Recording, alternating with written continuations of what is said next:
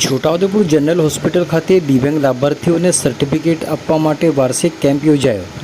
Chhota Udepur general hospital ખાતે દિવ્યાંગ લાભાર્થીઓના certificate માટે 2024 વર્ષ માટે વાર્ષિક કેમ્પ યોજાયો હતો। ભારત સરકારના યુનિક ડિસેબિલિટી આઈડી પ્રોજેક્ટ અંતર્ગત છોટાઉદેપુર જિલ્લાના લાભાર્થીઓને દિવ્યાંગતા અંગેનું પ્રમાણપત્ર સરળતાથી મળી રહે તે માટે દર વર્ષે આ કેમ્પનું આયોજન કરવામાં આવે છે, જે અંતર્ગત છોટાઉદેપુર જિલ્લા વહીવટીતંત્ર દ્વારા જિલ્લાના 6 તાલુકાઓમાં આ કેમ્પનું આયોજન કરવામાં આવેલ છે।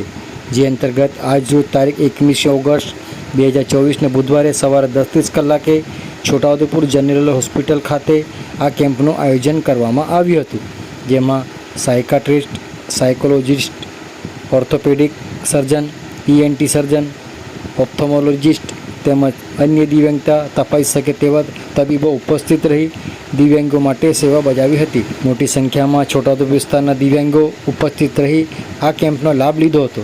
આ પ્રસંગે છોટાઉદેપુર જનરલ હોસ્પિટલ, જિલ્લા પંચાયત આરોગ્ય વિભાગ, સમાજ સુરક્ષા વિભાગના કર્મીઓ તેમજ જિલ્લા અંધજન મંડળના કાર્યકરો ઉપસ્થિત રહી આ કેમ્પને સફળ બનાવ્યો હતો। આવો સાંભળીએ આ અંગે છોટાઉદેપુર જિલ્લા અંધજન મંડળના પ્રમુખ અશોકભાઈ અજમેરા શું કહી રહ્યા છે, સાંભળો તેઓના મુખે।